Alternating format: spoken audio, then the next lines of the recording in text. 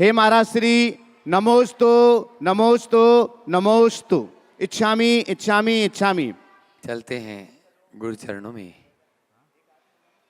आज का यह संकट समाधान का सत्र इस पावन धरा से, श्री विद्या प्रमाण गुरुकुलम की इस पावन धरा से अपन प्रारंभ करें।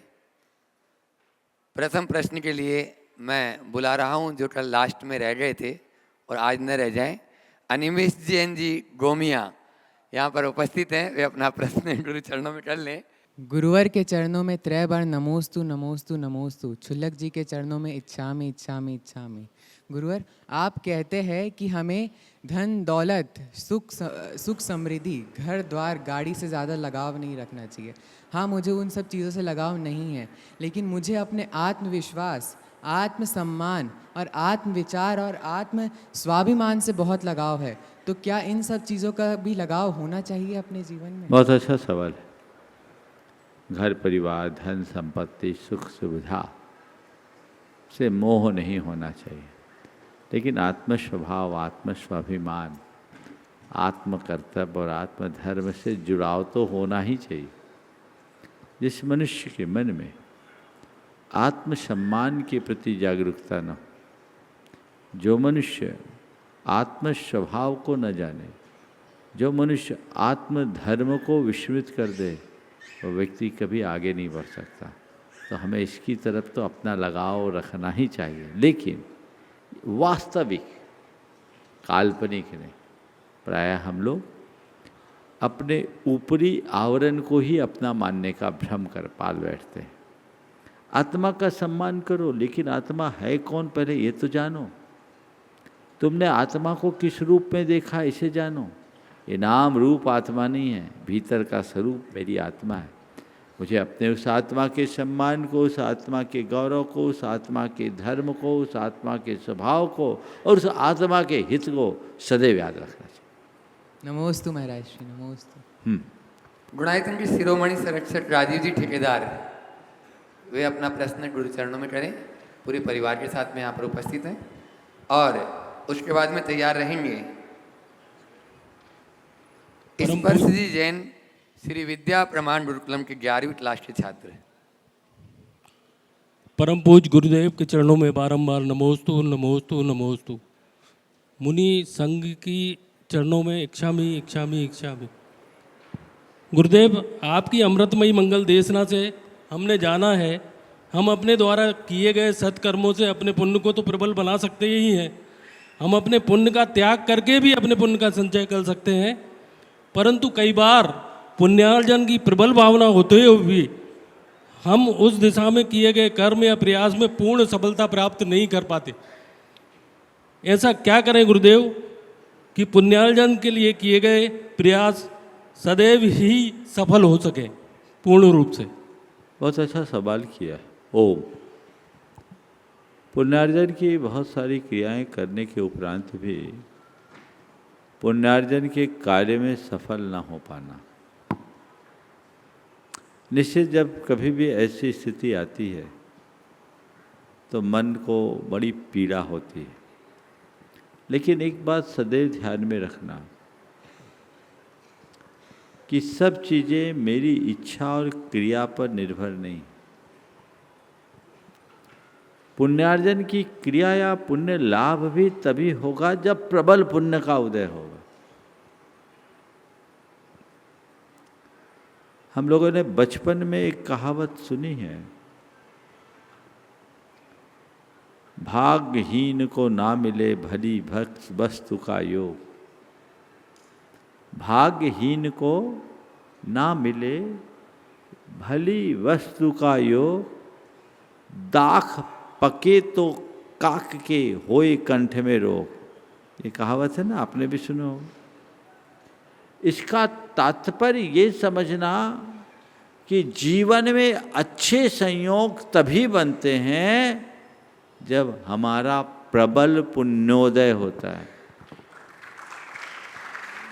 इसलिए कोई पुण्योपार्जन का अवसर आ रहा है, मन में पुण्य भाव का जगना भी पुण्य है, पुण्यार्जन का अवसर मिलना भी पुण्य है। और उस अवसर का लाभ उठाना परम पुण्य है। नमोस्तु। तीव्र अंतराय का योग बन जाए, हाथ में आया अवसर हाथ से छिटक जाता है। उदाहरण के लिए बोलता हूँ, रोज आप लोगों के अनुभवों का है। साधु को आहार दान का लाभ, पुण्य लाभ है कि नहीं है? विरले भाग्यशाली लोग होते हैं जिनको ऐसा अवसर मिलता है, भाव होते हैं, अनुकूलताएं बनती। बहुत सारे लोग तो सोच के रह जाते, लेकिन अनुकूलता बन गई, साधु आ भी गए, पर आहार हो ही जाए ये पक्का है क्या? ये क्या हुआ? पुण्य लाभ का योग मिलने के बाद भी अंतराय का ऐसा योग आया कि हाथ में आया अवसर छिटक के निकल गया। इसमें किसी का जोर नहीं चलता। इसलिए कभी कोई शुभ अवसर होता है ना, लपक करके लो, छोड़ो मत। ये मत सोचो कि मैंने बहुत बड़ा अवसर पा लिया, पुण्य के योग से मिला है, इसका पूरा लाभ उठाओ। पुण्य कमाओ मत, पुण्य लूटने की कला सीखो। क्योंकि थोड़ी सी चूक से हाथ आया अच्छा अवसर चला जाएगा। इसलिए जब कभी अच्छे योग आते हैं, पहले मैं चूकू नहीं। कई लोग हैं सोचते हैं और सोचते ही रह जाते हैं, कुछ भी हाथ में नहीं आता। तो चीज़ों को उस तरीके से देखना चाहिए। नमोस्तु गुरुदेव, नमोस्तु। श्री विद्या प्रमाण गुरुकुलम के 11वीं क्लास के छात्र हैं स्पर्शी जैन अपना प्रश्न गुरु चरणों में करें। और नमस्तु महाराज जी, सुलभ महाराज जी चरणों हम तीनों का नमस्तु इच्छा में। महाराज जी मेरा प्रश्न यह है कि पुण्यानुबंधी, आवाज नहीं आ रही भाई। पापानुबंधी पुण्य कॉर्डलिस्ट को की पाप आवाज माने कि पुण्य? पापानुबंधी पुण्य को पाप माने कि पुण्य? पापानुबंधी पुण्य और वो पाप माने कि पुण्य? बहुत अच्छा। देखो, जो तुम्हारी बुद्धि को बिगाड़ दे उसको तुम पुण्य मानोगे कि पाप? पाप। हाँ, पाप। तो समझो पापानुबंधी पुण्य क्या है। दो प्रकार का पुण्य होता है, पुण्यानुबंधी पुण्य और पापानुबंधी पुण्य। पुण्यानुबंधी पुण्य क्या है? ऐसा पुण्य जो अपने उदय में व्यक्ति की बुद्धि को निर्मल बनाए, उसके चित्त को उदार बनाकर और नए पुण्य में अनुरक्त करे, उसका नाम है पुण्यानुबंधी पुण्य। यानी ऐसा पुण्य जो व्यक्ति को सुमार्ग में लगाकर नए पुण्य के अर्जन का अवसर दे। इसके उलट है पापानुबंधी पुण्य। ऐसा पुण्य जो अपने उदय में व्यक्ति की बुद्धि को विकृत कर उसे भोगों में आसक्त बना दे, उसे अंधा बना दे और भावी दुर्गति का कारण बन जाए, उसको बोलते हैं पापानुबंधी पुण्य। समझ गए? तो सच्चे अर्थों में पुण्यानुबंधी पुण्य ही कल्याणकारी है, पापानुबंधी पुण्य तो पतन का हेतु। नमोस्तु महाराज जी। कपिल जी जैन सीए फाउंडेशन के छात्र हैं। दोनों महर्षि के चरणों में त्रैवार नमोस्तु नमोस्तु नमोस्तु। क्षुल्लक जी के चरणों में इच्छामि। हे गुरुवर, हम आज की जनरेशन में देखते हैं कि आज की जनरेशन सबसे ज़्यादा परेशान है शॉर्ट टर्म मेमोरी लॉस से। जो चीज़ें हमको याद होनी चाहिए वो हमको याद नहीं रहती, और जो चीज़ें हमें भूल जानी चाहिए वो चीज़ें हमसे भुलाई नहीं जाती। तो महाराज श्री, आज की इस जनरेशन को क्या करना चाहिए जिससे शॉर्ट टर्म मेमोरी लॉस से हम बचें? महाराज श्री, हम देखते हैं कि पेपर में हम देने जाते हैं, हम पूरी तैयारी के साथ जाते हैं, बट एट द हॉल में हम देखते हैं कि हमारे द्वारा जो पढ़ाई की गई होती है, जो फॉर्मूले याद होते हैं हमारे द्वारा, वो हम उस टाइम पे भूल जाते हैं, हमारा दिमाग ब्लैंक हो जाता है। तो महाराज श्री, क्या करना चाहिए हमको? देखो, बहुत अच्छा सवाल किया। और आजकल ये केस बहुत ज़्यादा है। शॉर्ट टर्म मेमोरी लॉस होती, पुरानी बातें तो याद रहती, नई बातें याद नहीं रहती। इसके कुछ कारण। सबसे बड़ा कारण है डिस्ट्रैक्शन, और इस डिस्ट्रैक्शन का सबसे मूल कारण है ये तुम्हारा डिजिटल एडिक्शन। 24 घंटे जो स्क्रीन में घुसे रहते हो ना, वो तुम्हारी सोचने, समझने और याद करके धारण करने की शक्ति कम कर देती। प्रयोग एक शोध बताया है कि कोई चीज़ को हम टेक्स्ट से पढ़ते हैं, उसको हमारा ब्रेन जब रीड करता है तो उसकी छाप हमारे ब्रेन के हिपोकैम्पस में स्थायी बनती, और स्क्रीन पर पढ़ते हैं तो उसकी इमेज कमज़ोर पड़ती। हिपोकैम्पस हमारे ब्रेन का ऐसा हिस्सा है जो हमारी स्मृतियों का आधार बनता है। वो दिनों दिन छीन होती है तो हमारी स्मृतियाँ छीन होने लगती। हमें चाहिए कि हम ऐसे निमित्तों से अपने आप को बचाएं और अपने मस्तिष्क के मुख्य रूप से 3 पार्ट हैं, एमिगडाला, प्रीफ्रंटल कॉर्टेक्स और हिपोकैम्पस। इन सबको संतुलित करना चाहते हो तो भावना योग करो। आज के समय में एमिगडाला की अति सक्रियता है जो मनुष्य के मन में भांति भांति के उद्वेग उत्पन्न करती है, नकारात्मकताओं को विकसित करता है, उसकी स्मृति को भी कमज़ोर बनाता है। अगर हमने नियमित भावना योग किया तो हमारा प्रीफ्रंटल कॉर्टेक्स उसे नियंत्रित कर संतुलित करता है और हिपोकैम्पस अपना ठीक ढंग से काम करना शुरू करता है। तो मैं सभी से कहूँगा, स्क्रीन टाइम को कम करने का अभ्यास करें, चीज़ों को टेक्स्ट में पढ़ने की आदी बने, समझ गए, और भावना योग करें। इसके साथ एक प्रयोग और करें, ओंकार का दिव्य नाद करें। गहरी सांस भरे, आंखें बंद करें,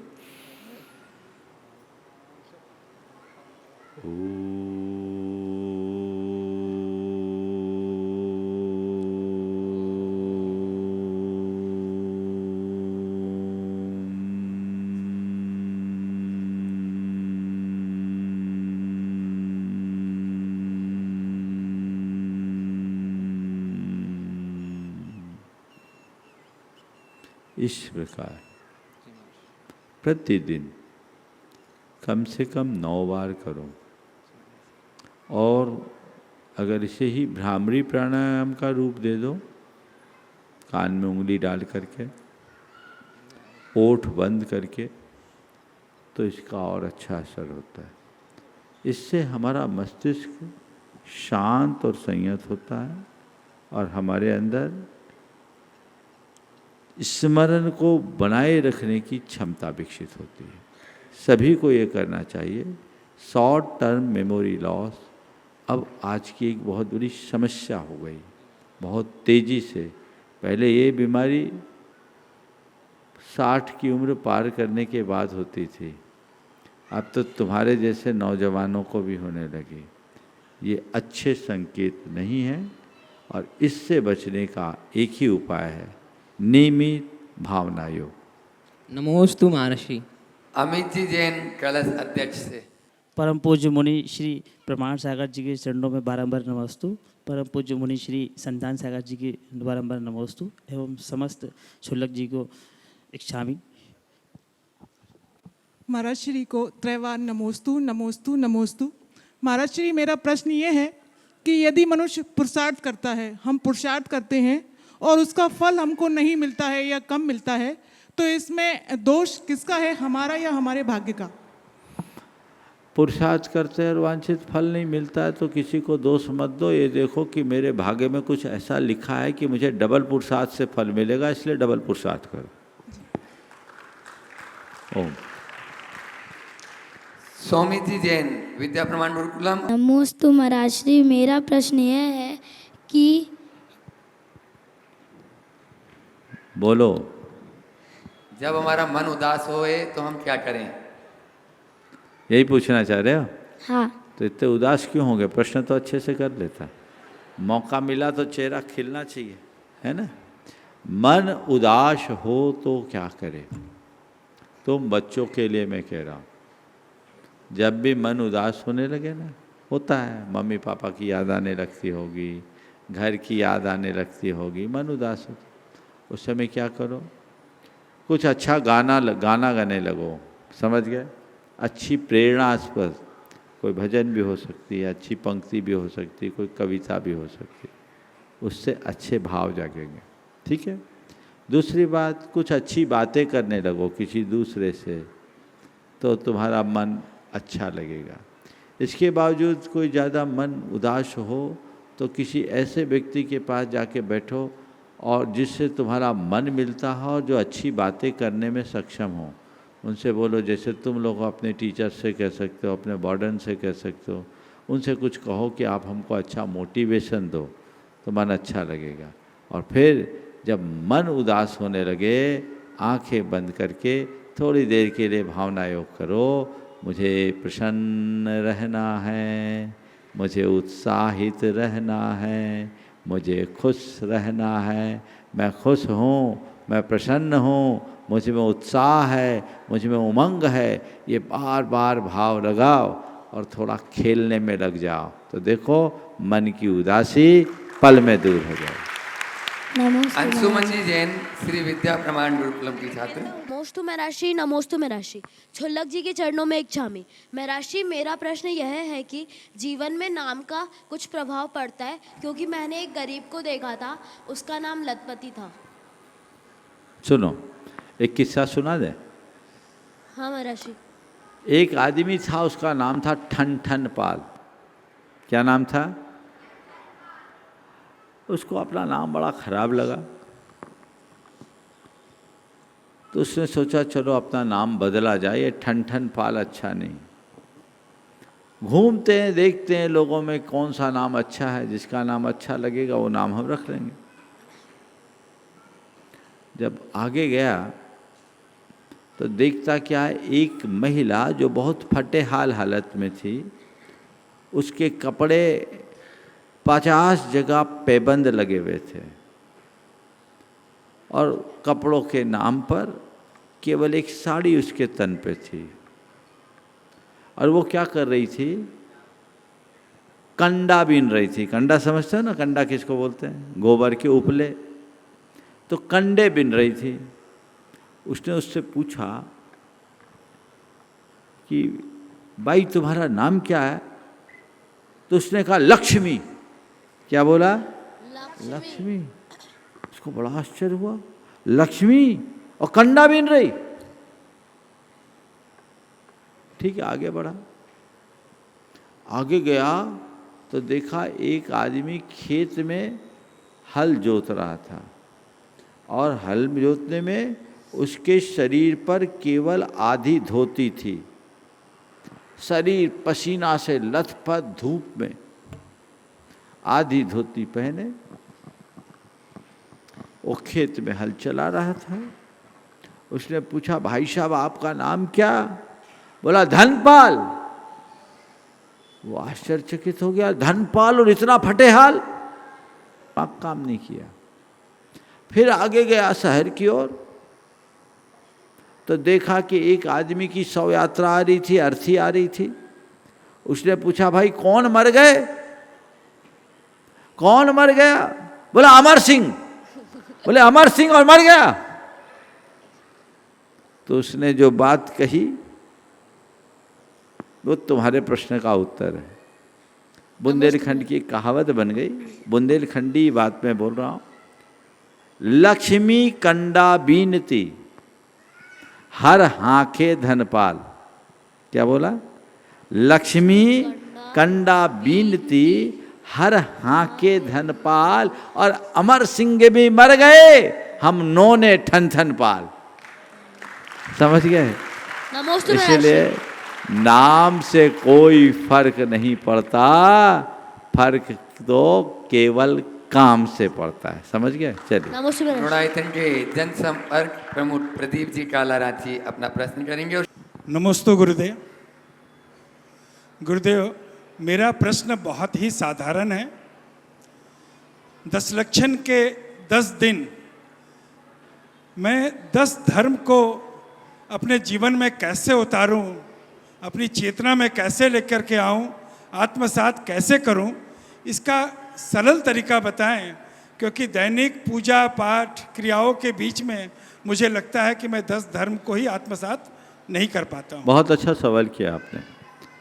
पहले तो मैं चाहूँगा एक बार इन दोनों का जोरदार अभिनंदन करें। बंधुओं, प्रदीप भाई गुनायतन के एक बहुत ही सक्रिय और समर्पित कार्यकर्ता हैं और इन दिनों इन्हें हमने एक बहुत बड़ा दायित्व दे रखा है धर्म की व्यापक प्रभावना का, जो ये बखूबी कर रहे हैं। इस वर्ष गुनायतन के द्वारा प्रायोजित कार्यक्रमों में 35 जगह, 35 ना 32 जगह गुरुदेव, 25 32 स्थानों पर, ऐसे स्थानों में जहाँ धर्म की कोई किरण नहीं, वहाँ धर्म का प्रकाश फैलाने के लिए शिविर लग रहा है और उन लोगों को हृदय में जैन धर्म की ज्योति जलाने का उपक्रम किया जा रहा है। इसके साथ ही इसमें गुनायतन की ओर से जैन संघ पुणे तो इसमें पूरा काम कर रहा है, पर पूरी कमान प्रदीप भाई के हाथों में। उनके साथ जो आज राजीव जी आप सबके बीच दिख रहे हैं, ये बेल्जियम से आए है, तो एक बड़े कारोबारी, ये हीरे के कारोबारी हैं, पर मैं मानता हूँ ये बाहर के नहीं भीतर के हीरे को भी पहचानने वाले हैं।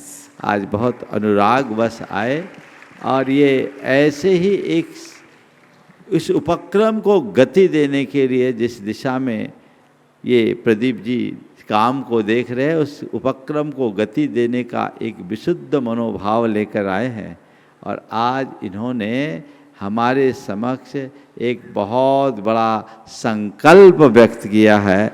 मैं चाहूँगा पूरी सभा इन दोनों का जोरदार करतल ध्वनि से अभिनंदन करें। ये मेरे पास पहली बार आए हैं राजीव जी।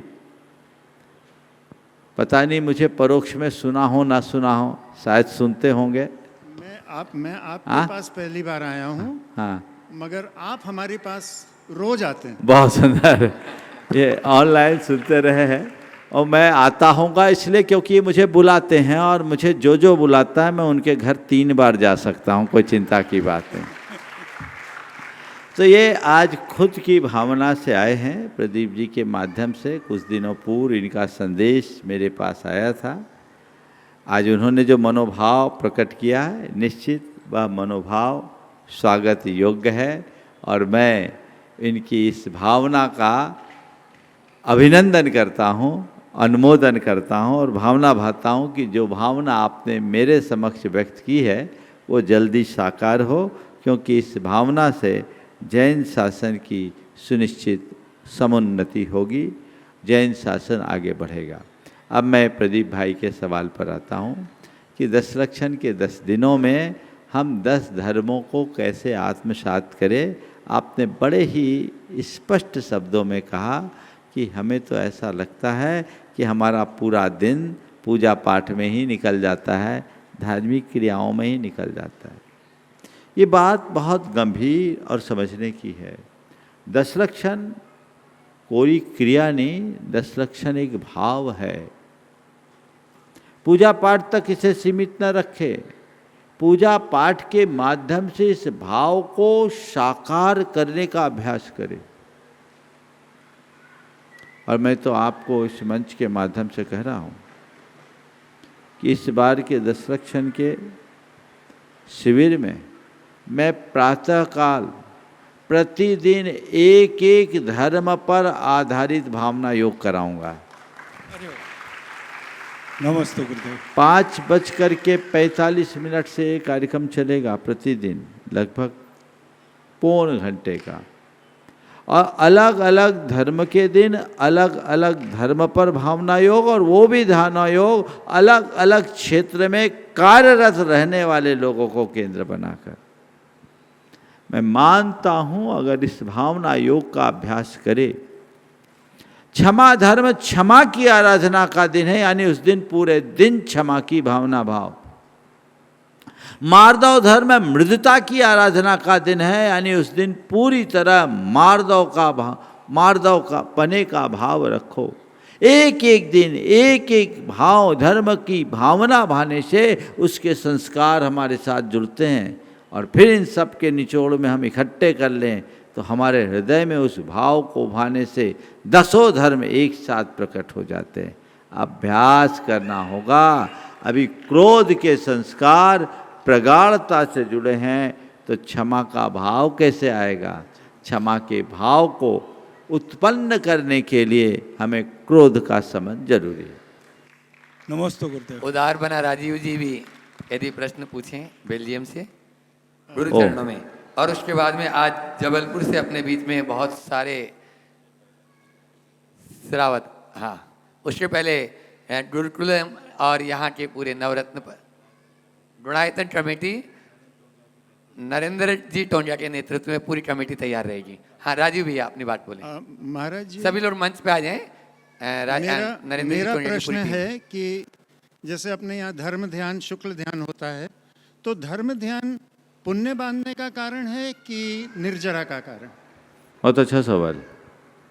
तत्वार सूत्र आपने पढ़ा होगा। तत्वार सूत्र में एक शब्द सूत्र आता है, परे मोक्ष हेतु। उन्होंने पर में धर्म ध्यान और शुक्ल ध्यान को लिया, इसको मोक्ष का हेतु का है। और जो मोक्ष का हेतु है वह केवल पुण्य बंध का हेतु नहीं होता, वो पुण्य बंध के साथ पाप की निर्जरा का भी कारण होता है। जिन लोगों की ये अवधारणा है कि धर्म ध्यान केवल पुण्य बंध का कारण है, ये धारणा भ्रांत है। धर्म ध्यान से पुण्य के बंध के साथ साथ मोह का क्षय भी होता है। समझ गए? धवला में लिखा है, मोहनीयस्य धम्मध्यानस्य किम फलम। धर्म ध्यान का फल क्या है?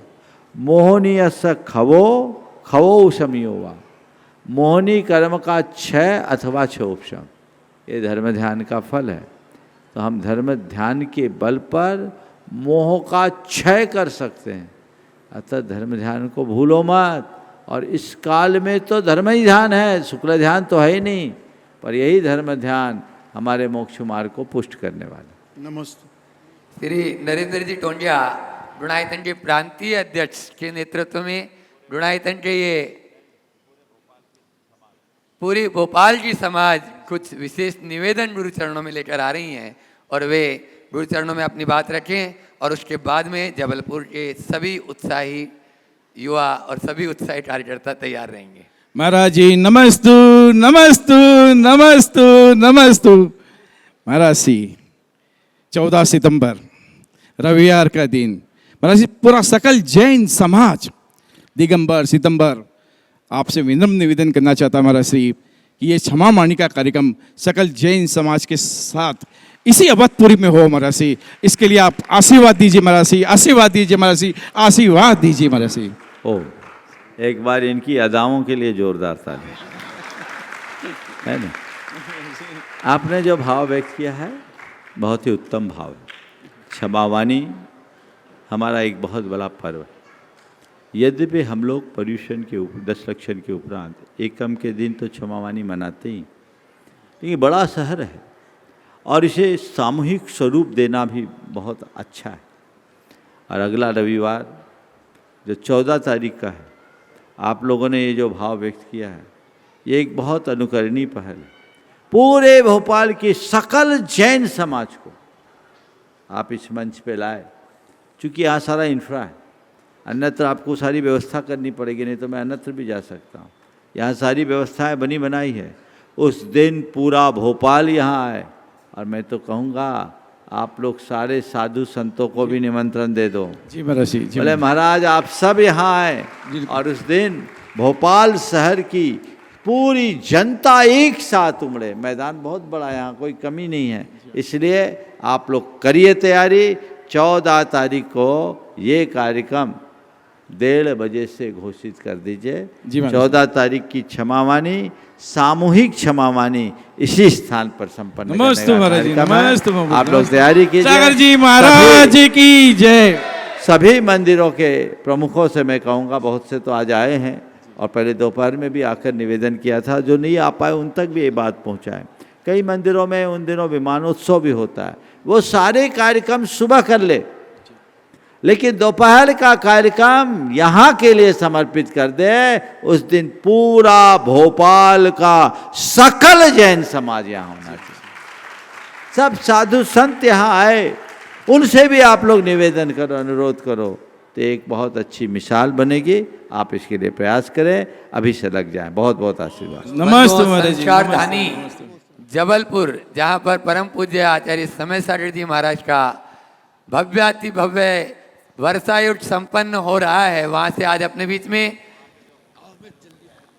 वर्षायुट के जो सूत्रधार हैं वे रायसेठ चंद्र कुमार जी, अनन्य गुरुवत अमित जी पडरिया, यहाँ पर पूरे परिवार के साथ में, और दीना जी जैन, और भी जो भी साथीगण हैं, एक बार जोरदार ताली बजा दीजिए इनके लिए। वहाँ से छोड़कर आज यहाँ आए हैं, आने का उनका वहाँ भी बहुत अच्छी व्यवस्थाएं ये लोग कर रहे हैं। तालियों में आप लोग कंजूस कर रहे हैं, एक बार ताली बजाते हुए राजशेठ चंद्र कुमार जी जैन और अमित जी पडरिया अपनी बात गुरु चरणों में करें। और उसके बाद में डॉक्टर शैलेंद्र जी जैन, रजिस्ट्रार हिंदी विश्वविद्यालय भोपाल, तैयार रहेंगे। दो मुनि चरणों में मेरा कोटिशय नमन। सभी क्षुल्लक महर्षि को मेरा इच्छामि। महर्षि, मेरी शंका यह है कि मनुष्य का परिचय की शुरुआत भले ही चेहरे से होती है, लेकिन उसकी संपूर्ण पहचान तो उसकी वाणी से होती है। महर्षि, कब, क्या, कैसे बोलें, इसके लिए हमें अपने जीवन में क्या करना चाहिए? बहुत अच्छी बात है। मनुष्य की पहचान चेहरे से होती है, लेकिन उसकी असली पहचान वाणी से होती है। कब, क्या, कैसे बोले, इसकी हम पहचान कैसे करें? बिल्कुल ये पुरानी उक्ति है कि मनुष्य की बोली से उसके आंतरिक व्यक्तित्व की पहचान होती है। अगर हम अपनी बोली पर संयम रखेंगे तभी हम अपने व्यक्तित्व को निखार पाएंगे। और यह वही व्यक्ति अपने जीवन में ला सकता है जो बोलने के पहले तोलने की कला जानता है। और इसके लिए हर व्यक्ति को अपने जिह्वा में एक संपादक बिठा के रखना चाहिए, जो शब्द निकलने से पहले उसे संपादित कर दे। सबको ये ध्यान रखना चाहिए कि जैसे कमान से निकला तीर वापस नहीं लौटता, वैसे जबान से निकले शब्द वापस लौट करके नहीं आते। तो हमें हित मित्र और मधुर शब्दों का प्रयोग करना चाहिए, प्रिय शब्दों का प्रयोग करना चाहिए। और उसके लिए एक अभ्यास करें। मुझे सीमित बोलना है, सार्थक बोलना है, सही बोलना है, सुंदर बोलना है। यदि ये अभ्यास निरंतर बना रहे तो ये जीवन के लिए एक बड़ी उपलब्धि बन सकता है। अपने बीच में प्रसिद्ध मंच संचालन अमित जी पडरिया अपनी आवाज़ के द्वारा सबको प्रभावित करते हैं। अमित भैया अपनी बात करें प्रश्न के रूप में। गुरु चरणों में नमोस्तु निवेदित करते हुए, जब इस पूरे भारतवर्ष के इस परिदृश्य को मैं देख रहा हूँ, कुछ स्थान ऐसे दिखाई दे रहे हैं जिनका पुण्य इतना अधिक बढ़ चुका है कि वो भले सामान्य सी भूमि हो, लेकिन लोग उसे आज तीर्थ के रूप में स्वीकार कर रहे हैं। अगर उन जगह की मैं चर्चा करूं तो ये अवधपुरी की धरती भी आज मुझे किसी तीर्थ से कम दिखाई नहीं दे रही है, जहां मुनिवर श्री प्रमाण सागर जी मुझे दिखाई दे रहे हैं। और महाराज श्री ये चर्चा करते करते जब जब आपको देखता हूं तो न जाने को मेरे मानस में गुणायतन उभर करके सामने आ जाता है, क्योंकि मुझे लगा करता है कि आचार्य भगवंत गुरुदेव श्री 108 विद्यासागर जी महामुनि राज की जो विराट सोच थी, उन्होंने इस विश्व को कितने बड़े बड़े प्रकल्प दिए कि जैन समाज जिस स्तर पर जाकर के सोच भी नहीं सकती थी, आचार्य भगवंत ने उस सोच से ऊपर जाकर के प्रकल्प इस भारतवर्ष को प्रदान किए। अगर कुंडलपुर के बड़े बाबा का तीर्थ विश्वव्यापी बन गया है, ये तो आचार्य भगवंत की कृपा हुई। ऐसी अगर मैं चर्चाएं करूंगा तो गुरुदेव ने तो पूरे भारतवर्ष में अवदान दिए, लेकिन जब मैं गुरुदेव को याद करता हूं तो मुझे बार बार गुणायतन भी याद आ जाता है कि आचार्य भगवंत ने पूरे भारतवर्ष पर कृपा की, तो आपके ऊपर भी अनंत कृपा आचार्य भगवंत की रही कि आपके मानस में भी गुणायतन जैसा एक प्रकल्प उभर करके सामने आया और गुणायतन सम्मेद शिखर की पहचान बन गया। और मैं चर्चा कर रहा था कि कुछ जगह की भूमि का पुण्य आज बढ़ा हुआ दिखाई दे रहा है, तो उसमें मुझे गुणायतन भी इस वर्ष कुछ विशेष पुण्य से लवरेज दिखाई दे रहा है, क्योंकि आचार्य भगवान गुरुदेव श्री विद्यासागर जी महामुनिराज के हस्त कमलों से दीक्षित सर्वाधिक शिष्य अगर इस वर्ष कहीं चातुर्मास कर रहे हैं तो वो गुणायतन की धरती पर चातुर्मास कर रहे हैं, सम्मेद शिखर की भूमि पर चातुर्मास कर रहे हैं। और उससे बड़ी बात कि जो भी आदमी गुणायतन में जाकर के उस चातुर्मास की व्यवस्थाओं को देखता है, एक बार संस्कार धानी जबलपुर में आकर के आचार्य भगवान गुरुदेव श्री समय सागर जी महामुनिराज को ये संदेशा तो जरूर देता है कि गुणायतन का चातुर्मास ऐतिहासिक ही नहीं बल्कि स्वर्णिम अक्षरों में अंकित करने वाला चातुर्मास बन गया है। बड़े बड़े शहरों में चातुर्मास में जो सुविधाएं श्रावक नहीं जुटा पाते, वो काम गुणायतन की उस टीम ने करके दिखाया है कि सम्मेद शिखर में भी कोई ऐतिहासिक चातुर्मास हो सकता है। तो गुरुदेव, अब एक निवेदन आपसे कर रहा हूं, इतनी बड़ी विरासत आपने खड़ी कर दी है गुरु कृपा से, ये विरासत अब लोकार्पित होने के लिए इंतजार कर रही है। और ये इंतजार बढ़ते बढ़ते पहले तो था कि 2025 में इंतजार की घड़ियां समाप्त हो जाएंगी, फिर लगा कि 2025 का दिसंबर आते आते तक हो जाएगी, लेकिन अब ये लगने लगा है कि ऐसा कौन सा कैलेंडर ला करके आपके सामने रखना पड़ेगा कि ये इंतजार की घड़ियों के ऊपर आप एक निशान लगा देंगे कि इससे आगे अब इंतजार नहीं करना पड़ेगा और गुणायतन का विश्वव्यापी सबसे बड़ा ऐतिहासिक पंच कल्याणक प्रतिष्ठा महोत्सव आपके सानिध्य में होगा। बस उस तिथि का इंतजार ये पूरा भारतवर्ष कर रहा है। तो ये मेरी जिज्ञासा नहीं है, पूरे विश्व के लोगों की जिज्ञासा है कि आज इस मंच से गुणायतन के पंच कल्याणक की घोषणा हो जानी चाहिए। नमोस्तु महाराज श्री। पहले तो एक बार अमित भाई का जोरदार अभिनंदन कर दो। ये जब आता है तो ऐसी बातों में सबको बांधने का प्रयास करता है और लोगों को बांधने के साथ साथ महाराजों को भी बांधने की कोशिश कर लेते। लेकिन हमारे गुरुदेव ने हम लोगों को ऐसा मंत्र दे रखा है कि सबको बांधना पर बंधना मत, समझ गए? इसलिए बंधने की बात नहीं है। अभी जो बात आपने प्रकट की, कुछ पल को मेरा मन बड़ा भावुक भी हुआ। पहली बात तो मैं ये कहूँगा कि मेरा कुछ भी नहीं है, जो कुछ भी है वह सब गुरु कृपा का प्रसाद है। मैं अपने आप को केवल और केवल एक निमित्त के रूप में देखता हूँ।